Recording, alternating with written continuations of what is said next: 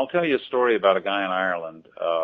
He had small cell lung cancer, and he was given 6 months to live by his oncologist. And he just happened to stumble across my book, and he started doing the diet. And 6 months later, near his drop-dead date, as he calls it, he went for a CT scan, and his oncologist was kind of surprised he was still alive and looking so well. And they did the CT scan, and his jaw almost fell to the floor. He says the cancer's dissolving, in the oncologist's words. It was going away. And he's just mystified everyone. They cannot believe it because he should have been dead by now.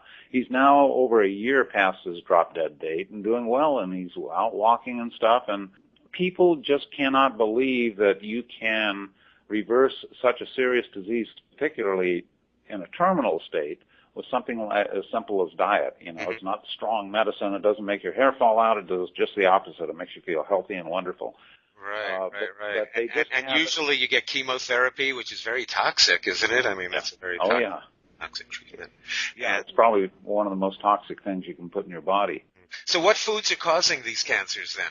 Well, it's our typical meat and dairy based diet, and refined foods, of course, and just bad stuff. It makes the body very acidic. I mean, cancer cells, not the cells themselves, but cholesterol is used by them. Is one important thing to make. It's a long word. I don't even know if I can pronounce it. But anyway, cholesterol is one of the big things. But also acidity. You talk about protein and amino acids. That's acid. That's very acidic, and the result of the meat and dairy is a very acidic body. Also, animal protein, what T. Colin Campbell goes into, is a big promoter of cancer. And there's a whole complex of things. I normally associated cholesterol with heart disease. That's what I had in mind. But Right. It's also a factor in cancer as well because it more or less feeds off the cholesterol. They have done experiments with people, and they have had a group on a cholesterol diet. Their tumors kept growing. This was just on cholesterol. They cut out cholesterol, and the tumors regressed. So they had that under very controlled circumstances. There's a lot of concentration on different cancers. Breast cancer gets a lot of attention. Prostate cancer. Are they different? Are they the same? I mean, they're basically the same. I mean, you'll have someone like John McDougall, and he'll say they're essentially the same disease. They're hormonal based, and they're essentially saying a lot of talk about them because they're so prevalent. And most people will survive quite well with the cancer. In fact, they'll die with prostate cancer, for example. And similarly with breast cancer, and it's a very, very slow growing disease. And this is what people have to keep in mind when they go to the oncologist, and he tells them, we have to operate tomorrow. We have to get the procedure going, or you're going to die. And it's so slow going. Take your time, research this stuff, and don't get panicked into making a decision, because they want you to make a decision right then.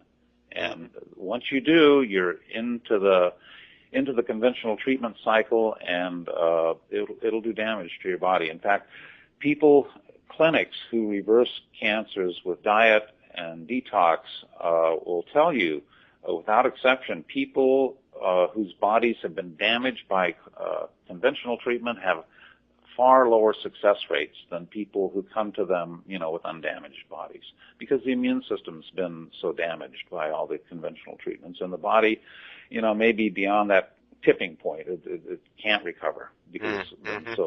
I remember, my mother had lung cancer, and shortly after her treatment, she was 56 when diagnosed, and it seems 6 months later she looked 90. I mean, from the treatment that she was getting. You also associated, I remember, seeing lung cancer in the list of dietary diseases too. I mean, is that affected by diet? Everything. Yeah. Everything, because we get cancer cells in our body every single day we live as adults. And they're circulating, the immune system is healthy, and it'll take care of them. It'll get rid of them. We get anywhere from 1 to 10,000 cancer cells every day. And so the immune system takes care of them. But what happens if it doesn't. If the immune system's impaired, if your body is it's a welcome mat for cancer cells, then they just pick a place, a locale in your body. It could be the lungs, it could be the liver, it could be the kidneys, wherever, and they pick a place and they start multiplying. They set up shop, a little colony, and they start multiplying. Now, and it can take years and years. I mean, usually with breast cancer, for example, it's been developing for 10 years before they can even detect it. And there's billions and billions of cells there, and so it's taken that long for them to multiply. But they wouldn't do that if it wasn't a welcome environment. Mm-hmm. If they weren't being fed the acidity and the cholesterol and right, yeah. So we just have a few more minutes left. We probably should get to the healing foods. Talk a little bit about what you're suggesting for people that they do. Well, basically, it's your green vegetables. Your high nutrient per calorie vegetables. You want to put in the high octane gasoline in your car and get the most nutritional bang for the buck, and those are the green vegetables and the cruciferous vegetables, and I emphasize a lot of blending as opposed to juicing, because juicing will eliminate the fiber, and that's important in regulating sugar uptake, glucose, because cancer cells feed off glucose surges. That's how they do the PET scans. And so we emphasize blending a lot, and just obviously all organic food, all plant food, no animal food, all the basic stuff. And it's not really a very fancy diet, but we really emphasize the green vegetables. Mm-hmm. That makes sense. And so going vegan is the key to healing cancer. So how can people get a hold of your books, your DVDs? They can go to the website. It's Rave, R-A-V-E, diet, DIET.com, ravediet.com. And that has all the information. They can order right online. I strongly recommend, highly suggest that people do that. It's ravediet.com. Mike Anderson, I want to thank you for being with us today on Go Vegan with Bob Linda. Do we, maybe 30 seconds left? Was there anything you wanted to get to that we didn't? I'd just say that, buy the DVD and the book, both of them go for $19.95. Buy both. They're complimentary. And all the details, we can only scratch the surface here, but all the details, probably more details than you want to know, but all the details are there, especially in the book, and I think it'll be a real eye-opener for you. And anyone who's been diagnosed with cancer, has a friend with cancer, should get the book, because they need to research this stuff, and this will open up the avenues of further research. And in most cases, you got time. There's no rush, and be strong. The doctor, he's looking to pay his alimony bill, and no offense to them, the golf bill and all that stuff. The yacht payment. He wants you into surgery right away, so that'll happen. And it's a money machine, unfortunately, and they don't know what they're doing.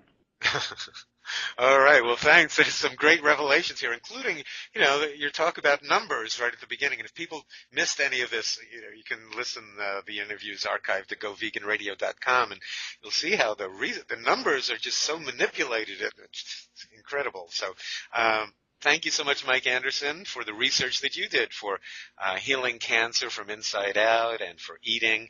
And people go to ravediet.com. Thanks for being with us today, Mike. Okay. Thank you, Bob.